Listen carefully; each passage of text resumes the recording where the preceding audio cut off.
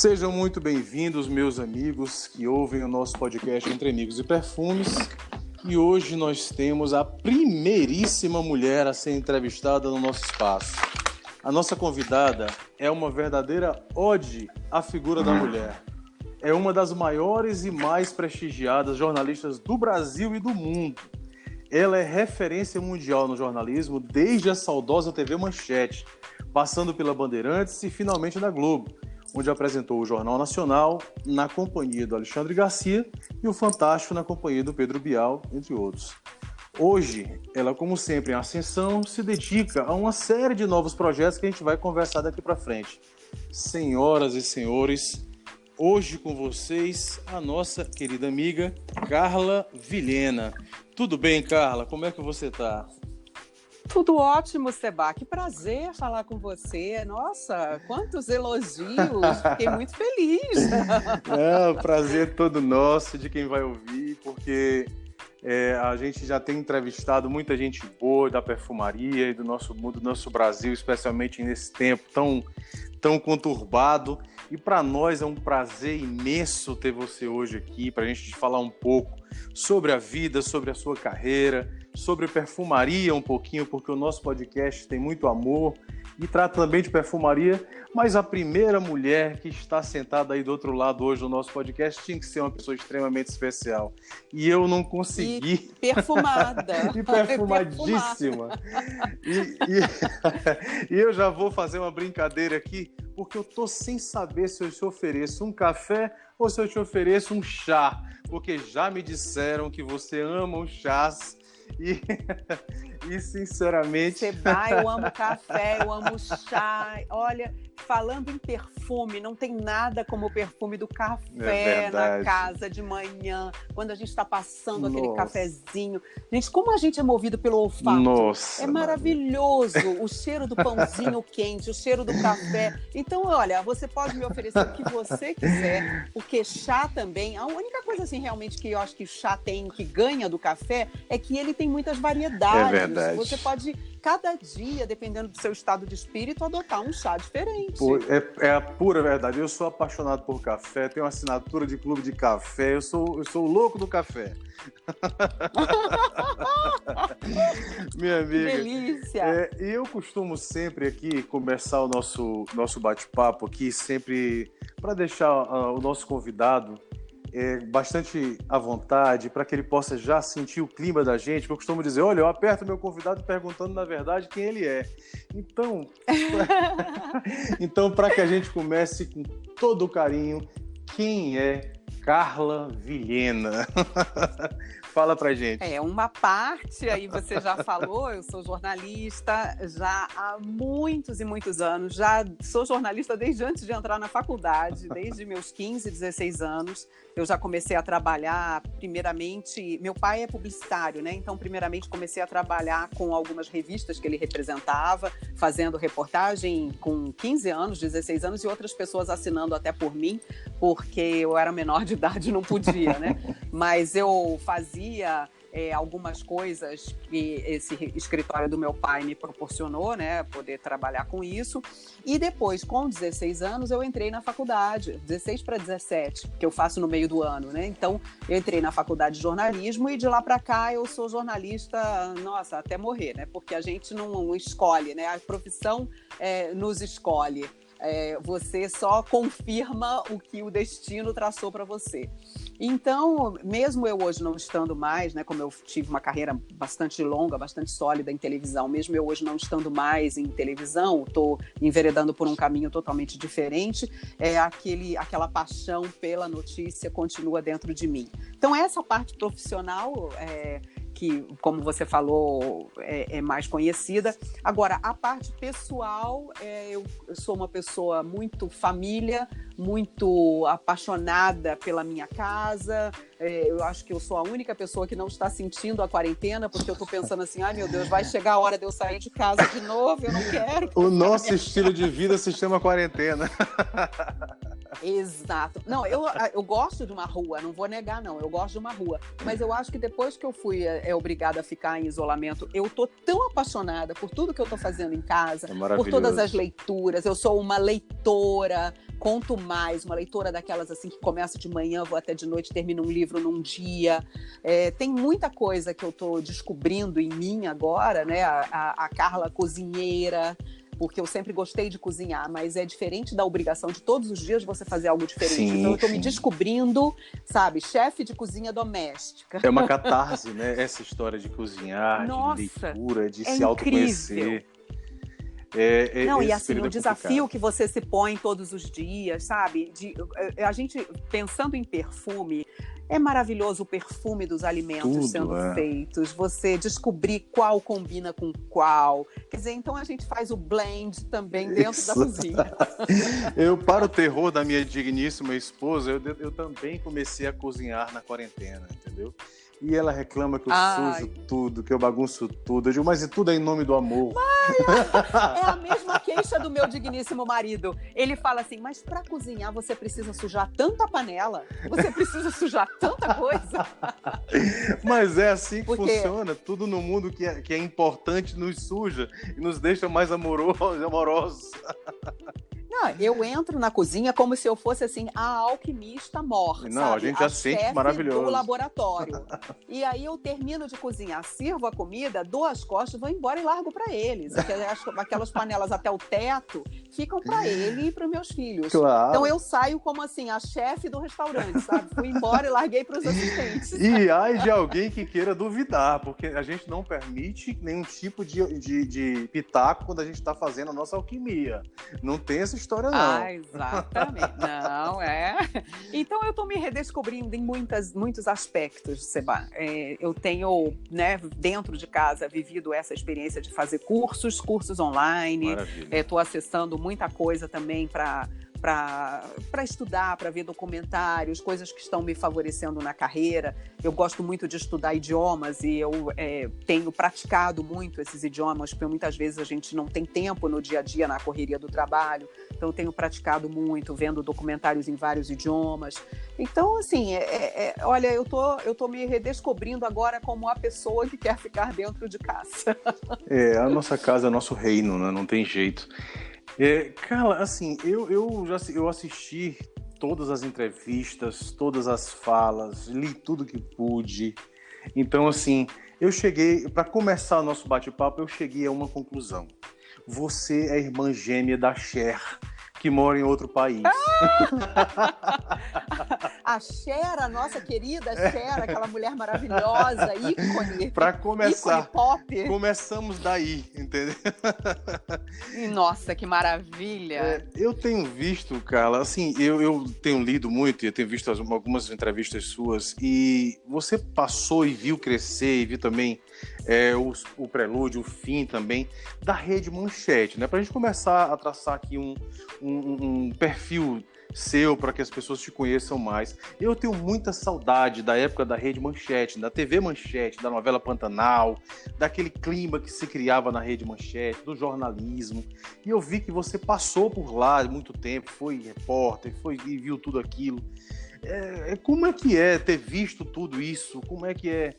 Ele te traz saudade? Qual a lembrança que você tem daquela época? Porque para mim foi um período muito especial da minha vida, que apesar de eu moro em Parnaíba, no Piauí, entendeu? Então, para nós aqui, a Rede Manchete, todo mundo que fala da Rede Manchete fala com muito carinho. Eu imagino vocês que trabalhavam ali. Como é que é essa sensação? Sim. Realmente foi uma TV que revolucionou, né, a transmissão de tudo no Brasil, porque era a TV classe A. Exatamente. Eu trabalhei, antes de trabalhar como repórter, como jornalista na Manchete, eu trabalhei na TV Educativa. Eu comecei na TV Educativa como apresentadora. Na verdade, eu comecei na parte técnica, porque eu fui editora de imagens. E depois, quando eu me formei em jornalismo, ainda durante, aliás, a faculdade de jornalismo, eu comecei a apresentar na TV Educativa. Então, esse foi, assim, realmente o primórdio na minha carreira. E depois eu fui para a TV Manchete como operadora de VT. Eu comecei na parte técnica. E uma coisa interessante é que eu tinha convívio com todas aquelas pessoas incríveis. Você vê, Renato Machado era apresentador naquela época, o Florestan Fernandes, o Luiz Ernesto Lacombe começou lá comigo também, o Luiz Ernesto que hoje está aqui na Band, a Milena Ciribelli, todas essas pessoas foram naquela época, né? São pessoas que são minhas amigas até hoje, foram naquela época as pessoas que criaram a TV classe A do Brasil. Exatamente. A Manchete, ela veio com os melhores equipamentos, tecnicamente ela era na época melhor do que a Globo. Sim, ela trouxe tudo que havia de mais moderno em termos de equipamento, de qualidade de imagem e tudo. E uma história interessante que eu tenho com relação à Manchete é que eu era operadora de VT, ou seja, trabalhava, né, na parte técnica, editando matérias que iam lá nos jornais. E eu comecei a gravar alguns textos antes dos apresentadores chegarem. A gente já tinha matéria para editar, por exemplo, o editor chegava com o texto e não tinha ainda quem gravasse o off, né? Gravasse aquela voz do apresentador. E eu, imagina, olha a abusada, eu, operadora de VT, pegava e falava, olha, deixa eu gravar o que a gente chama de off-guia, né? É o off, é o texto, mas que depois vai ser substituído pelo do apresentador do jornal. E os meus off-guias ficavam tão bons que muitas vezes os editores pediam... pediam para deixar, exatamente. Até porque, na hora que chegassem os apresentadores, era todo aquele trabalho de ter que trocar e tudo, né? E teve uma apresentadora que começou a saber disso, né? Que eu estava gravando os offs antes dela chegar, e ela mandou proibir. Ela foi na chefia e falou, não, eu quero proibir. Eu falei, gente, mas que coisa. Ela já apresenta o jornal, ela já põe a cara dela linda, maravilhosa lá.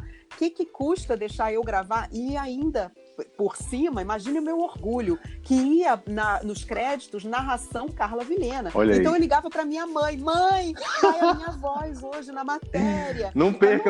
Eu, uma menina, né, 17, 18 anos ali, olha a felicidade que eu tava. E aí ela proibiu, ela foi na chefia e proibiu que eu gravasse a minha voz. Meu Deus. Aí eu digo assim, você vê como o mundo, né, essa terra plana dá voltas, né? Terra plana. A gente brinca. Você vê como a terra plana dá voltas. Porque eu fiquei 30 anos depois como apresentadora, fui apresentadora do Jornal Nacional, do Fantástico, e ela acabou a carreira dela pouco depois disso. Nunca mais ela trabalhou em lugar nenhum. É muito complicado. Aí eu fico, nossa, gente, que coisa, né? A noção de vida é muito complicada, né?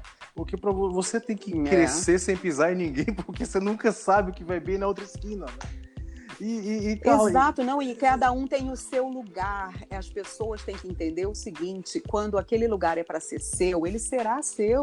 Então você não precisa pisar. Não precisa, exatamente, fique tranquilo. As pessoas mais tranquilas, as que têm mais segurança, né, são aquelas que são realmente merecedoras de ocupar o lugar onde estão. Então, assim, esse é apenas um pequeno casinho, uma fofoquinha. E depois, quanto a esse trabalho que eu fazia de operadora de VT, ele me proporcionou o que foi o grande salto na minha carreira, que foi o seguinte: eu soube que estavam fazendo testes na Bandeirantes do Rio, testes para apresentadora. E aí eu resolvi gravar um teste desses, né, para poder concorrer a uma vaga, e fui lá para a Bandeirantes, na época era no bairro de Botafogo, ali no Rio de Janeiro. Sim. Fui lá para a Bandeirantes, que hoje é Band, né, na época era Bandeirantes, e fui com outras meninas gravar o teste. Só que o meu teste ficou assim pavoroso, ficou muito ruim, ficou horroroso. E eu peguei aquela fita na época, né? Era uma fita que a gente levava, que eu teria que entregar para a chefia para concorrer à vaga da Bandeirantes. E olhei aquilo e falei, não, gente, pelo amor de Deus, a iluminação estava horrível. Sabe quando você vê que as pessoas estão fazendo aquele teste de qualquer jeito? Cansado já no dia. Falei, só que eu já trabalhava em televisão. Então eu sabia que aquilo ali estava mal feito, que a luz estava mal feita, que estava tudo mal feito. Sim. Aí eu voltei para a Manchete. No dia seguinte, quando eu entrei no trabalho, que eu entrava às 7 da manhã, eu fui procurar os meus colegas que trabalhavam comigo e pedi a eles se eles topariam me ajudar para eu gravar um teste de apresentação. se eu poderia contar com a ajuda deles. Todo mundo que trabalhava comigo na técnica se ofereceu para ajudar e eles disseram, pode contar com a gente. O que precisava era da autorização de um chefe para eu poder usar o estúdio do Jornal da Manchete. Então, eu pedi. Peraí, vamos explicar com calma. Você usou o estúdio real, né? Sim, o estúdio onde era apresentado o Jornal da Manchete, o principal da casa, exatamente, que tinha uma iluminação maravilhosa, lindíssima. Câmeras de ponta, como eu falei, né? Câmeras melhores do que as da Globo. E aí eu pedi ao Zé Wigvelder. O Zé Wigvelder era um jornalista que fazia comentários de internacional. Ele era o diretor da área internacional da TV Manchete. E ele, que sabia que eu era ali uma menina da técnica e tudo, ele me autorizou por escrito a usar o estúdio do Jornal da Manchete. Ou seja, eu devo... Isso é uma história que eu nunca contei, né? Até porque pouquíssima gente se lembra do Zé Wigvelder. Eu não vou esquecer nunca, porque foi ele que assinou. E eu gravei um teste de vídeo no Jornal da Manchete. Você não acredita a beleza, a maravilha que ficou. Imagina. Peguei aquele teste, botei debaixo do braço, levei para Bandeirantes e troquei as fitas. Então eu troquei aquela ruim que eu tinha gravado lá por uma que eu tinha gravado na TV Manchete. Olha aí. E aí? Aí, resultado, o meu teste ficou infinitamente melhor que todas as minhas concorrentes. Não tinha concorrente, né? Acabei com as concorrentes, trucidei. Não, é aquela coisa, tem que trabalhar inteligentemente, não mais arduamente, né? Tem que ser inteligente. Não, e assim, pelo fato de eu já trabalhar em TV, eu sabia que aquele teste não tinha qualidade, aquele que foi feito lá não tinha qualidade. Então eu coloquei um que era infinitamente superior e troquei a fita. Aí, resultado, Seba, o meu teste não ficou nem no Rio de Janeiro, o meu teste foi mandado para São Paulo, para a Matriz. E aí a Matriz, Bandeirantes de São Paulo, é que me convidou para trabalhar lá. Olha, e a partir daí eu comecei a deslanchar, felizmente, né? Graças a Deus e a esses fatores, né? Meus colegas que me ajudaram, que gravaram, se ofereceram para fazer isso por mim e gravar o teste, tudo isso, né? Porque você sabe que precisa de um iluminador, precisa de um operador de microfone, toda uma precisa equipe, de um monte de gente, toda uma equipe. Então, assim, 10 pessoas me ajudaram ali para fazer esse teste e mandar para a Band e eu consegui trabalhar. E isso é a prova que corrobora o que você acabou de dizer. O que é para ser seu, vai ser seu. Ainda que você dê uma ajudinha, né? Sim, mas claro. Incrível. Mas aí, me diz uma coisa, e aí pra frente, você seguiu, e eu tenho visto, onde é que entrou a substituição que você fez da Marília Gabi Gabriela, que você pegou e começou a substituir por um tempo? Como é que funcionou isso? Eu sei como é que foi, mas eu queria que você contasse isso para os nossos ouvintes, para o povo entender que você fez uma substituir na folga da Marília Gabi Gabriela. Como é que foi essa época? Exato, foi. Porque a Marília Gabriela era a principal estrela da Bandeirantes na época. Ela apresentava o jornal Bandeirantes, ela entrava durante 1 hora ao vivo, com vários comentaristas, com entrevistas, etc. E aí ela só trabalhava de segunda a sexta. Maravilha. E no sábado, eles estavam chamando plantonistas, estavam chamando pessoas de outros estados, pagando passagem para levar, para apresentar e tal, e aquilo estava ficando uma coisa meio complicada. Então eles resolveram procurar uma pessoa, me colocar, né, porque o meu teste foi parar lá em São Paulo, eles gostaram muito do meu teste, resolveram pegar uma pessoa fixa para fazer todos os sábados o Jornal Bandeirantes. E aí eu fui para lá, passei por uma sabatina do próprio dono, do Johnny Saad. Meu Deus. Na época ainda, seu João Saad era vivo. Mas né? ainda tremia ou já estava completamente aclimatada? Ainda tremia ou já estava... Imagina, eu tinha 25 anos, eu fui assim, sem nem saber direito do que se tratava. Hoje eu fico pensando, meu Deus do céu, eu substituí a Marília Gabriela, que naquela época era o máximo do máximo. Foi como tinha sido já correspondente internacional, apresentadora do TV Mulher e tudo isso. Então, quando eu cheguei lá, eu fui direto na sala do dono, entrevistada pelo dono, e ele me fez um teste de conhecimentos gerais. Eu imagino você fingindo costume, respondendo Aquela postura completa, reta, respondendo as perguntas. Felizmente, eu era editora de imagem desde os 16 anos. Então, eu tinha já convivido em redação, eu já conhecia muito sobre reportagem, porque por mais que você, né, que você não estude a fundo tudo que poderia, por exemplo, de política, economia, você está vendo todos os dias o jornal, você está assistindo, é o seu trabalho. Uhum. Então, quando eu cheguei lá, eu me lembro que ele fez assim uma sabatina mesmo, sabe? Me perguntando, colocava imagens de pessoas que ocupavam cargos públicos na época e me perguntava quem é esse? Quem é? Qual a Quem importância é esse aqui? dele? E eu, esse é o ministro da Fazenda, esse é o ministro da Justiça, esse é o deputado federal líder do governo, esse é não sei quem. Então eu comecei a falar e ele ficou assim, impressionado. Uma menina de 25 anos que sabia todos os personagens, sabia quem eram todos os políticos que ele perguntou, os personagens que ele perguntou. E aí ele me contratou para fazer o Jornal Bandeirantes no sábado de 1 hora de duração com vários comentaristas, e eu entrevistando os comentaristas. Olha aí. E foi uma coisa assim, foi um choque. Na época, foi um acontecimento muito grande, porque veio aquela pessoa totalmente desconhecida para assumir um jornal que era da Marília Gabriela. Realmente é uma situação... assim, eu acho que não era nada comum. Isso foi uma coisa completamente incomum que aconteceu nessa época, eu tenho certeza disso. Sim, com certeza. Foi um impacto grande aqui em São Paulo.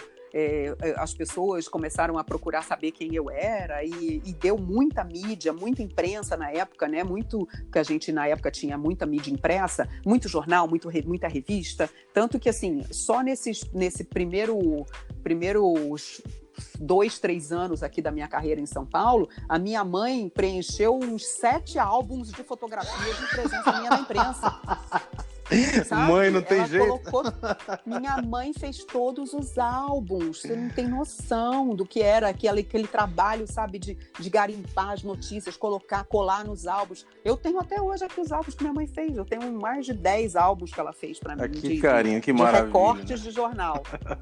É uma delícia, né? Nossa minha mãe, Senhora. Todos os anos que eu trabalhei, a vida inteira, minha mãe eu terminava de apresentar o jornal. Falou, gente, eu apresento o jornal há 30 anos. Eu terminava de apresentar o jornal, ela era a primeira pessoa a me ligar. Tava linda, minha filha, foi ótimo. Maravilhosa. O batom tava perfeito, tá ali completamente bem acabado. Mãe, não tem jeito.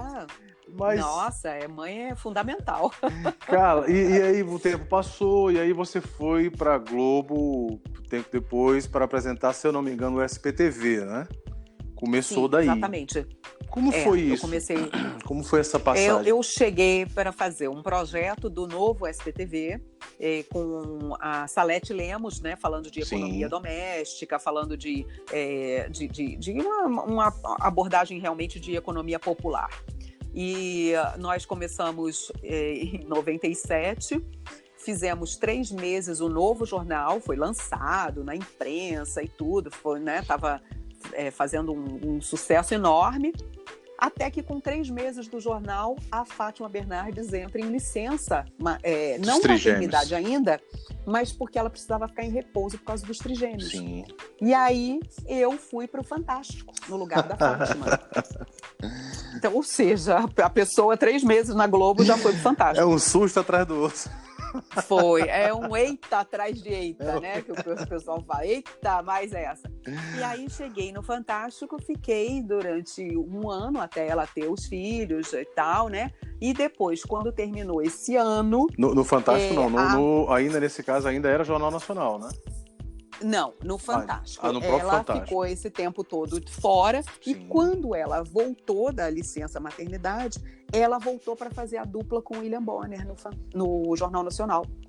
Então, eu iria permanecer no Fantástico, né? Eu iria ficar, como tinha sido, inclusive, confirmado na época pelo diretor de jornalismo, eu iria permanecer no Fantástico, só que eu pedi que, na época, eu queria me mudar para o Rio, porque a minha vida estava entre Rio e São Paulo. Sim, então, sim. assim, eu trabalhava no Fantástico, quinta, sexta, sábado, domingo, a gente já tinha que estar dentro da redação direto, gravando chamada, fazendo o próprio programa e tudo.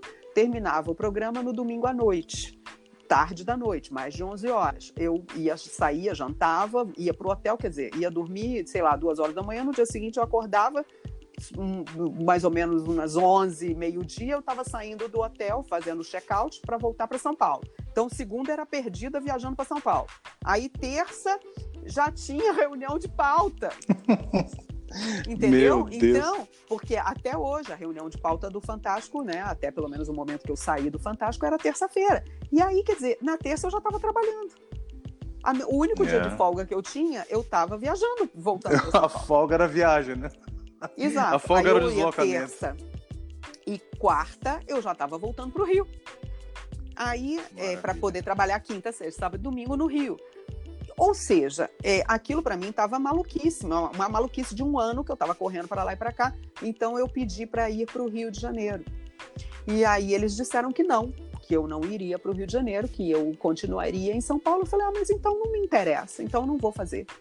E aí foi aquele escândalo, imagina, né? Como pode uma pessoa recusar o Fantástico? Não existe isso. Aí eu fui, quando eu disse que eu não iria, se eu não fazer o programa naquele esquema, aí eles me puseram na reportagem. E eu fiquei mais 2 anos ali na reportagem.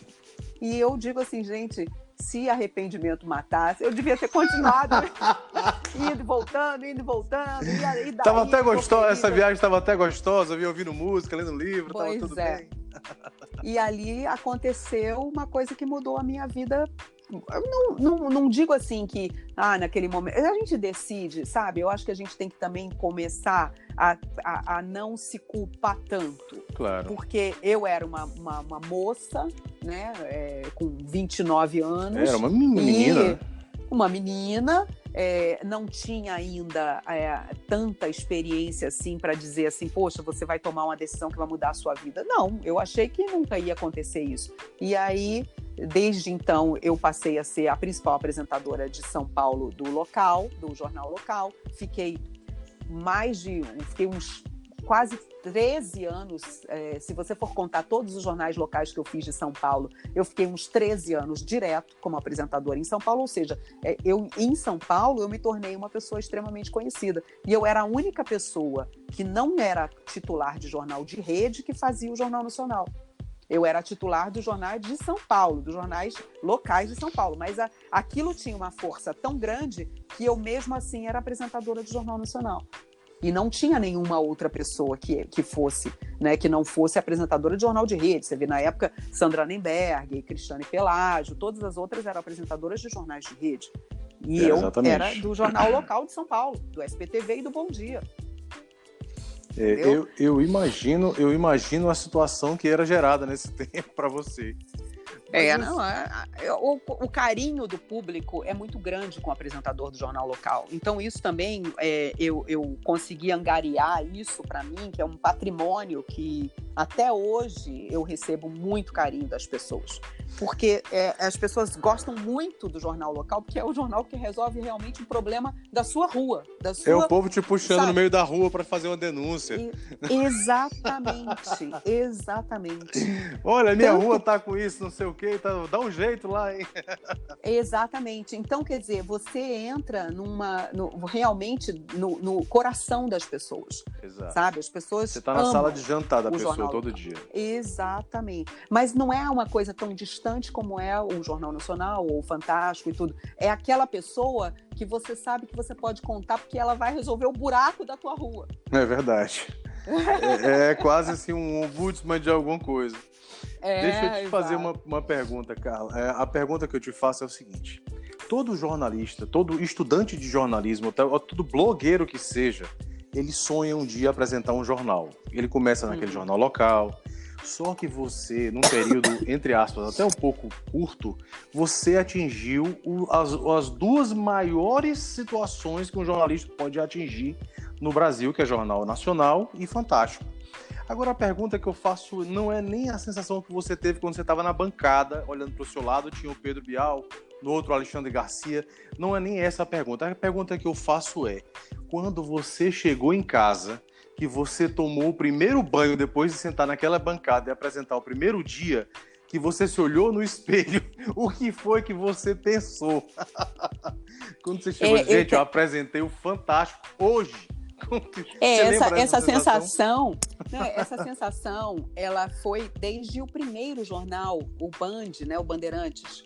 Esse foi realmente um marco na minha vida, porque a partir daquele jornal ali é que eu me senti capaz de fazer o que eu vim fazendo a vida inteira. Porque, lembra que eu te falei que eu fui sabatinada pelo dono da TV e tudo? Em determinado momento, ele virou para mim e perguntou assim, você acha que você consegue apresentar um jornal ao vivo, de 1 hora, entrevistando com comentaristas e tal, com 3 câmeras e tal? Eu falei, claro que eu consigo. E naquele momento ali, eu nunca tinha feito o jornal ao vivo. Sim, eu nunca com tinha certeza. Feito. Então, quando ele me perguntou, você se considera capaz? Eu falei, claro que eu me considero capaz, com certeza. E saí dali e fui aprender a fazer. E não tive, assim como hoje em dia, que eles fazem piloto de tudo milhões de vezes. Não, eu peguei, fui para o jornal, lá para o estúdio, ver a Marília Gabriela fazendo. E comecei a observar tudo que ela fazia. E ficava lá no cantinho, no escuro, olhando e anotando, tomando nota das coisas que ela fazia. Não tinha tempo sequer de aprender, né? A oportunidade te passou e teve que montar ali mesmo. Exatamente. E em 1 semana eu estava no ar. Eu fiquei ali olhando aquela semana e no sábado eu entrei no ar. Então esse momento realmente para mim foi o momento, acho que de virada da minha vida, né? Que eu realmente descobri que eu era capaz de fazer aquilo. E que depois que terminou o jornal, eu me lembro que a minha mãe me ligou, óbvio, né, como sempre, né, naquela época, inclusive, a gente gastava uma fortuna de telefone, porque eu em São Paulo era do Rio, e a gente pagava uma fábula de telefone, e aí minha mãe me ligou e me falou assim... A pessoa colocava o telefone no imposto de renda, lembra? Que eu tenho essa linha aqui. Sim, a linha tinha valor, era um bem, né, e aí ela me ligou e falou assim, minha filha, você foi ótima, maravilhosa, e assim que terminou o jornal, ela contou para mim assim, seu pai saiu da frente da TV e foi lá fora na casa, eles estavam num sítio, né, que eles têm lá no interior do Rio, seu pai foi para lá para fora porque ele não queria que ninguém visse que ele estava chorando. Mas é o pagamento do pai, é sempre esse. Exatamente. Então, tudo isso para mim foi muito importante, né? Toda essa parte assim, desse começo, porque o Jornal Bandeirantes, ele podia não ter a audiência da Globo, mas ele era um dos mais prestigiados do país. Com certeza. Um jornal que tinha um foco muito grande em política, em economia. E aí, a partir dali, eu realmente me capacitei para ser uma das grandes, né? Aquele momento ali em que eu não tive medo de dizer, não, eu consigo sim, pode confiar em mim. E aí, a partir daí, a musiquinha do Jornal Nacional realmente tem um impacto, mas eu acho que o principal impacto para mim foi eu encarar aquele primeiro desafio e dizer assim, eu quero estar entre os grandes, sabe? A autodeterminação. Na verdade, quando eu estava lendo para fazer essa conversa com você, eu vi que você tem um traço muito importante de personalidade, que é exatamente o de buscar e de encarar desafios de forma... Não, eu vou, eu aceito, eu quero, eu vou de verdade aceitar. E eu vi em algumas das entrevistas que você disse, se eu ouvir alguém dizendo que eu não era capaz de fazer, ou então que não dava para eu fazer, era isso que você queria. Era exatamente isso que eu quero. E hoje em dia, de uns 3 ou 4 anos para cá, um pouquinho mais, a palavra empoderamento feminino está muito em voga, mas isso é um conceito antigo. E não é a questão de levantar a bandeira de feminismo, não estou nem falando disso exatamente. Eu estou falando no poder de determinação de uma mulher. E de ter aquela pessoa, diz, olha, eu tenho essa pessoa como inspiração, e eu tenho essa outra aqui também como inspiração, de que toda mulher, e todo homem também, é capaz de grandes feitos. E eu aceitei o desafio muito nova, como você aceitou lá atrás, você começou a contar a história, e você tem uma carreira absolutamente brilhante por conta de uma série de decisões que você tomou. E isso é muito importante para mim, e eu vejo isso como inspiração também pessoal, e você também é uma pessoa que inspira muita gente, muitos estudantes, muita gente boa que eu tenho lido. Então, assim, não é uma questão de sorte, é uma questão de... A sorte beneficia a mente que se prepara. E você se preparou muito para estar onde você está. Isso, para mim, assim, enriquecedor demais. E também para quem está ouvindo a gente, Carla. Eu muito sempre bom isso, muito falo bonito. isso, né? Quando eu falo para estudantes e tudo, eu sempre digo isso. Você precisa estar pronto para na hora que o cavalo passar selado, correndo, você montar e Montar sair nele. Você precisa. Então, assim, você nunca sabe quando o cavalo vai passar. Nunca. Ele pode Você passar hoje tem à que noite, estar né? pronto. Exato, você tem que estar pronto sempre, sabe? O alerta que você precisa estar, né? Sempre, sempre, sempre. E eu sempre fui muito CDF. Eu sempre, inclusive, penei bastante no colégio, porque eu era aquela CDF, né? Hoje eu vejo até que o estudo é bem mais valorizado nos colégios do que na minha época. Na minha época não era bem assim. Os CDFs eram aquele, como hoje em dia eles chamam de nerds, né? Nerds. Sim, os nerds. Os nerds eram os CDFs e eram muito estigmatizados. E eu não podia evitar, era uma coisa que eu não podia evitar. Eu gostava de estudar, eu gostava de ler, eu sempre gostei de ler. E aí, esse meu lado, né, estudioso, ele me beneficiou muito depois, porque eu continuei a vida inteira estudando, e principalmente quando você é repórter, apresentador, de jornal, ao vivo e tudo, você não tem uma segunda chance, sabe? Você não pode reescrever algo, você está falando ao vivo, então você precisa estar sempre preparado. Essa minha característica me beneficiou em vários momentos. Quando eu chegava, por exemplo, de manhã para fazer o Bom Dia, imagine você acordar às 3h30 da manhã para poder fazer um jornal que ia ao ar, né? Eu entrava 6h15 com chamada, 6h30, enfim. Eu chegava lá e tinha um monte de coisa para ler, né, do que tinha acontecido na noite do dia anterior, quando você estava dormindo, do que estava sendo gravado ali naquele momento de manhã, dos assuntos que a gente ia tratar de manhã e tal, que eram os factuais, né, o que estava acontecendo naquele momento. E eu lia aquilo tudo religiosamente, e, sabe, várias vezes isso me salvou. Porque, por exemplo, teve uma vez que nós estávamos mostrando no Bom Dia uma reintegração de posse, em que a polícia estava recuperando um terreno que estava com várias barracas, com vários invasores e tal. E essa reintegração de posse tinha uma repórter que estava lá no momento, no local. Só que na hora que era para entrar no ar, que o pau estava comendo lá, a repórter perde o contato com a redação. Caiu para você. Exato. E aí, eu me lembro que naquele dia, foi um dia particularmente assim, que eu cheguei e abri, quando eu abri o material que eu tinha para ler, sobre essa reintegração, devia ter umas 11 páginas. Meu Deus E eu do céu. assim, gente do céu, é muita coisa. Eu não vou ler isso tudo. Aí depois falei, não, vou ler sim. Eu vou ler isso tudo. E aí eu ficava, enquanto eu estava maquiando e tal, eu estava lendo, né? E no final, menino, a repórter perde o contato com a redação. Quem entra? A imagem e eu. Carla, narra aí a reintegração. Eu, como assim? Narra? Não vai ter repórter? Não vai ter. Eu falei, então tá bom. Eu sabia absolutamente ao vivo, tudo ali. sobre a reintegração.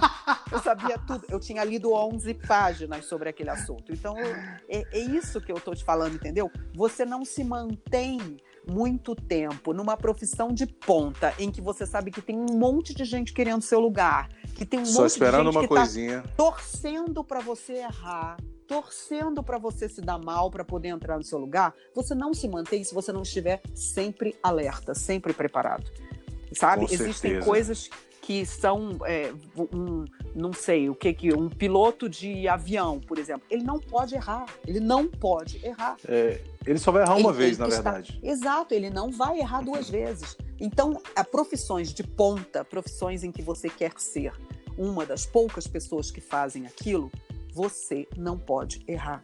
E isso é muito... poucas pessoas conseguem colocar isso na cabeça, sabe? Eu não tenho uma segunda chance. O piloto de avião não tem uma segunda chance. Um apresentador de jornal nacional, se ele tiver um momento realmente sei lá, de um apagão ou de falar uma grande bobagem, ele não vai ter uma segunda chance. Isso é pura verdade. Né? Carla, assim, a gente já está com 40 minutos de entrevista e eu vou continuar rapidinho aqui para a gente entrar num períodozinho já de descompressão, de sair da parte de trabalho e a gente entrar agora numa parte um pouco mais prazerosa da nossa conversa. Mas o assim, trabalho é extremamente prazeroso também, você vai, olha, é aquela coisa, eu você também quando acho. escolhe o que você gosta, você tá sempre bem. Eu sou advogado de instituição filantrópica aqui na minha cidade e eu acho muito gostoso fazer essa defesa. Penso da mesma forma que você pensa, também sou extremamente sagaz no que eu faço, não deixo brecha e sirvo e trabalho diariamente tendo o prazer, para e passo com o trabalho, exatamente por isso que você acabou de falar. Então, assim, vamos falar um pouquinho agora, que eu sei que você também tem duas figuras muito queridas que moram lá em Berlim, que é o meu amigo Caio Meca e o meu amigo Tadeu, que foi graças a ele hoje, a eles, né, especialmente ao Caio, que a gente está batendo esse papo aqui. E o Caio Meca, todo mundo no meu podcast já conhece, quem trata de perfumaria já ama o Caio Meca, porque dificilmente vai ter alguém no mundo que não ame o Caio Meca. E É verdade. Tem uma lei no meu podcast que eu instituí aqui, que assim, todo episódio do nosso podcast, 5 minutos, eventualmente, vai ser o convidado falando muito bem do Caio Meca. Mas é tão difícil falar bem muito do difícil. Caio Meca. Tô brincando, é uma coisa assim que é um presente que eu ganhei da vida. Foi o Caio e o Tadeu, né, o marido São duas dele, pessoas maravilhosas. Eles são, assim, pessoas incríveis. Eu tô encantada. A história foi mais ou menos assim.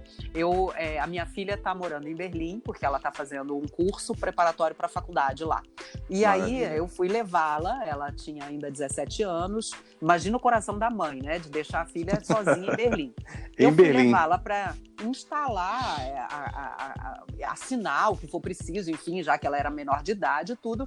E a outra mãe que foi junto comigo, que ia levar também a filha, alugou o apartamento que era deles. É um apartamento do qual eles estavam saindo, porque eles já tinham alugado um novo e tal, mas ainda tinham um pouquinho de aluguel para cumprir, então eles sublocaram para essa mãe. E aí, por uma grande sorte do destino, eles foram nos buscar na estação de trem, quando nós chegamos no Brasil, né, que nós pegamos um trem de Frankfurt para Berlim, e aí o Tadeu e o Caio me ajudaram a botar a mala dentro do táxi. Aquele foi o momento que nós nos conhecemos. E aí eu falei com eles, muito obrigada, que gentileza e tal. Por favor, deixa eu pegar o telefone de vocês, porque depois a gente conversa para vocês me darem algumas dicas e tal de Berlim. Bendita a hora que eu falei isso, porque eles se tornaram assim os melhores amigos da vida. E o Caio, aquela doçura, espetaculares. E o Caio, aquela doçura de... Eu não sabia nem que ele era youtuber, né? Eu acabei descobrindo depois. Aquela doçura, aquela gracinha. Porque o Tadeu trabalhava já o dia inteiro e o Caio me levava para passear. Então eu ficava passeando com o Caio. A gente rodando lá as ruas, as lojas e tal. Ele com aquela, né, doçura, aquela paciência maravilhosa. E nós fomos, inclusive, uma vez lá na KaDeWe, que é a principal loja de departamentos de Berlim. Tem um vídeo disso, inclusive. Sim, ele me levou para conhecer os perfumes mais exclusivos, os perfumes que têm uma história ou que são, por algum motivo, são marcas de prestígio ou porque são perfumes únicos, com fragrâncias únicas e tal. Ele me levou lá. E nós gravamos esse vídeo maravilhoso, porque ele é Eu gravei, já tinha gravado um na casa dele e depois esse na KaDeWe. Temos 2 vídeos, eu e o Caio, né, contando sobre a história de cada perfume e tudo. E eu até trouxe aqui todo o meu lado aqui com alguns dos perfumes que eu comprei junto com ele lá, né, naquele dia da KaDeWe, e eu fiz questão de colocar um deles, que é o mais, assim, raro que eu tenho aqui, que é um que se chama Rose Gypsy, ou seja, rosa cigana. Rosa cigana. Uhum. Que é divino, e ele me falou a respeito um pouco dessa criação, né, de rosas, dessa plantação que é exclusiva para Dior. Sim, Rose Gypsy é um perfume espetacular, é exclusivo da Dior, fantástico. Parabéns pela escolha. Eu tô com ele aqui na mão, eu fico assim acarinhando ele, sabe? Primeiro porque ele me traz uma lembrança maravilhosa desse dia com o Caio Meca e essa estada maravilhosa em Berlim que eles me proporcionaram, ele e o Tadeu. E outra porque ele é um perfume maravilhoso mesmo, né? É um perfume incrível. O Rose Gypsy, ele tem, dá para fazer um podcast especificamente sobre ele. Na verdade, eu conversei com o Caio, né? A gente viu, eu também assisti esse vídeo. Ele levou você na KaDeWe, que é um lugar espetacular, que tem perfumaria de nicho, assim, espetacular. Tom Ford tá lá, Bond Number 9 tá lá. Tem uma série de marcas para você conhecer todas as fragrâncias lá. E eu via que é difícil você trazer só um, na verdade, né? Sim, mas como sim. é que... até a moça ficou vendo a minha dúvida. Eu fiquei tanto tempo entre um e outro, que ela acabou me dando 3 amostrinhas dos outros que eu gostei também. Só para eu, pelo menos, ter. Então, ela me deu um Sakura, que é a flor de cerejeira, e me deu o Rose Kabuki. 2 Sakura, porque eu fiquei muito entre o Sakura e o Rose Gypsy, e o Rose Kabuki também, mas são só amostrinhas mesmo, que eu também guardo aqui assim, pego um conta-gotas minúsculo para usar. A própria cor do Rose Gypsy já é uma história à parte, né? Aquilo é espetacular o perfume. Divino. Mas, cara, e o divino. Meu preferido antes desse, né? Quer dizer, que eu já vinha comprando há algum tempo, era o Chloé, que eu adoro Chloé. Chloé, perfeito. Adoro. É perfeito. Pra mim é tudo de bom, Chloé. Carla, mas como é que a perfumaria entrou na tua vida? Perfume é uma coisa que você dedica, alguma coisa sua, algum tempo, ou você passou a gostar mais depois que você recebeu esses toques do Caio? Como é que foi? A perfumaria é uma parte da tua vida que você considera importante, ou você estuda isso, passou a ver com mais prazer? Como é que é a perfumaria na vida da Carla Vilhena? Eu tenho fases, né? Algumas fases na minha vida em que eu realmente fui muito, muito ligada em perfumes e eu tive uma interrupção interessante aqui até te dizer, porque quando eu engravidei, eu tive gêmeos na minha primeira gravidez e depois eu tive o Marcelo, né? Então eu tenho 3 filhos. Quando eu engravidei dos gêmeos, eu tomei assim uma aversão a qualquer cheiro, justamente porque eu sempre fui muito ligada em cheiro. O meu olfato é muito sensível. E eu, antes, né, de engravidar, eu já sentia muito cheiro. E depois que você engravida, dizem que você assim, multiplica por sei lá quantas vezes o seu olfato. O seu olfato não é que você enjoa por nada. Você realmente enjoa porque o seu olfato ele é multiplicado inúmeras vezes. Isso tem origem lá nos tempos das cavernas, quando as mulheres estavam grávidas, porque elas ficavam mais vulneráveis. Então, a mulher grávida... Uma questão de proteção, um ser, inclusive, né? Exato, que não consegue se defender com tanta habilidade, com tanta rapidez, não pode sair correndo, por exemplo, de um predador, né? Na época das cavernas, sei lá, um tigre dente de sabre estava chegando, ela não iria conseguir sair correndo. Então, a natureza fez com que a mulher grávida ela tivesse o olfato extremamente desenvolvido para a proteção dela, para que ela sentisse a ameaça de longe. E aí, quando eu soube disso, eu entendi por que realmente eu fiquei com ojeriza a vários cheiros. E isso, na minha memória, perdurou, sem brincadeira, quase uns 10 anos. Porque a lembrança dos cheiros que me faziam mal era tão forte que eu não tinha vontade de arriscar usar de novo algum perfume para eu não enjoar daquela maneira. Mas, óbvio, depois de 10 anos, eu resolvi voltar e comprar alguns perfumes novos e tudo para eu poder, pouco a pouco, ir me habituando. As primeiras vezes foi um choque, porque eu sentia tanto aquele cheiro que eu chegava assim no lugar que eu tinha aqui, uma festa, alguma coisa assim. Dentro do carro eu já estava tão enjoada que eu chegava na festa e já ia direto lavar o perfume, tirar. Porque até você ajustar a quantidade que você tolera, que fica agradável para você, né? Falei até muito isso com o Caio no nosso vídeo. O perfume, ele é bom por si, ele você não precisa tomar um banho. Uma coisa que tem que ser agradável para todo mundo, para você e para os outros. E aí, quer dizer... Tem que sussurrar, não tem que gritar. Exato. Antes disso, eu já era, assim, bem apaixonada, porque eu gosto muito de história, de arqueologia, de mitologia, e eu vi, assim, os vários momentos históricos e mitológicos em que o perfume faz parte integrante. Por exemplo, se você for ver, os reis magos deram de presente para Jesus Cristo 2 perfumes, porque um era mirra e o outro era incenso. O outro é ouro, óbvio, né? Todo mundo sabe. Exatamente. Mas mirra e incenso eram perfumes e eram extremamente valorizados naquela época. Né? E a mirra, inclusive, era usada para embalsamar, porque além de perfume ainda é contra bactérias, ele é um antibiótico natural, vamos dizer assim, a mirra.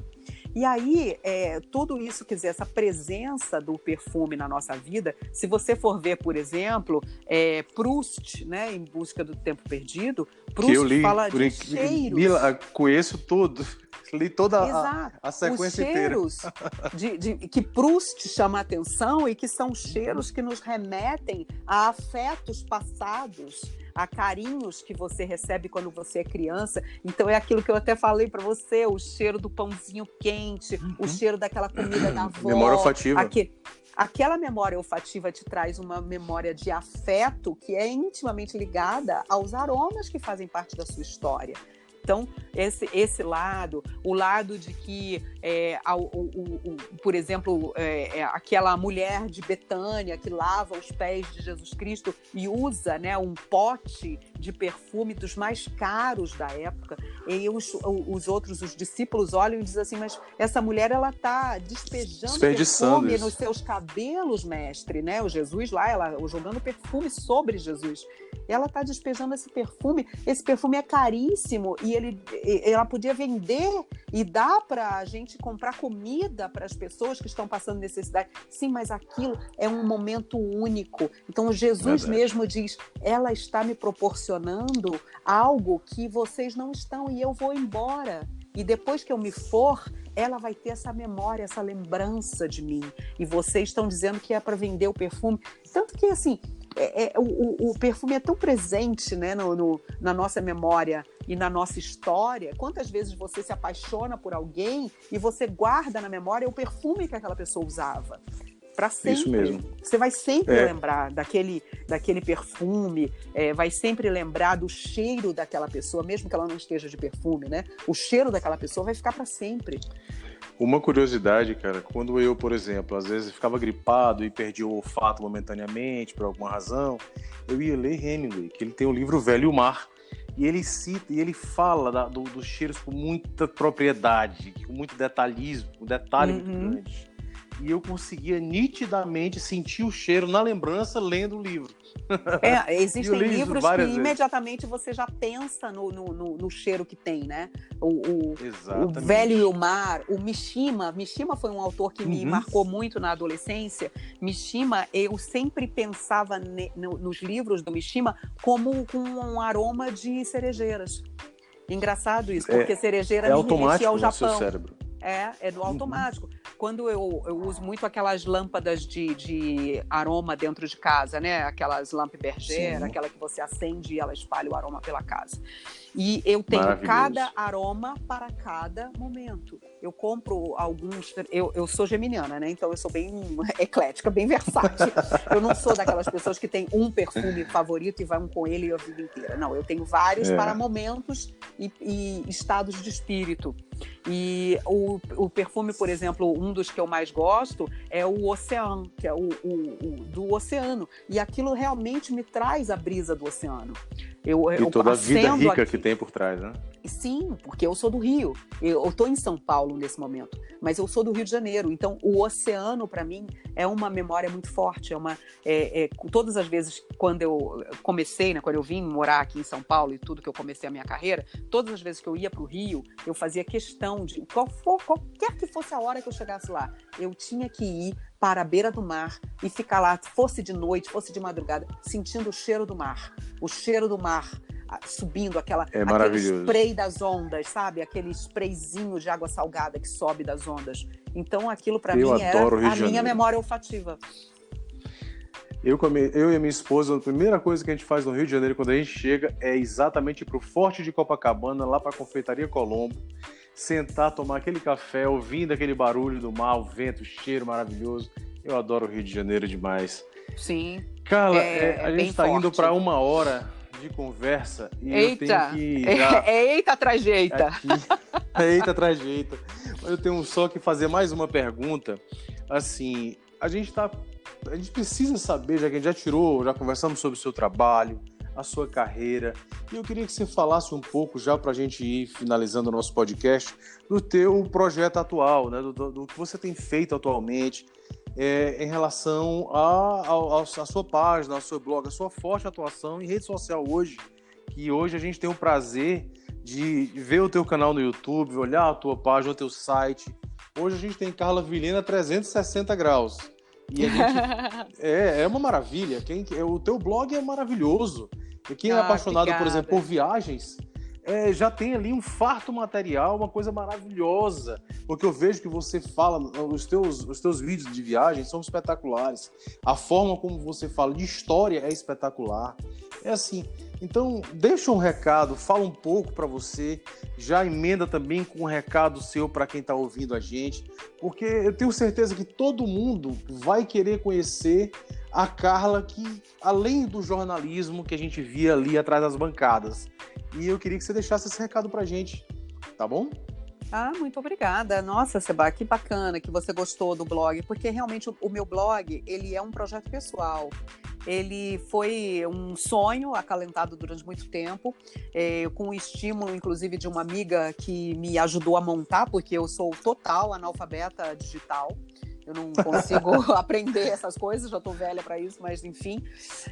E aí, o blog é onde realmente eu coloco todo o meu ser, toda a minha essência. Porque isso tudo que eu estou te contando, realmente, assim, esse estudo todo que eu tive de história, de arqueologia e tal, você pensa que é uma coisa que eu gostaria muito de usar no meu trabalho, mas eu não tinha esse espaço, eu não tinha onde usar. Sim. Então, você como repórter, você precisa, claro, estudar muito sobre variados temas e tudo, mas muitas vezes não é sobre o que você quer.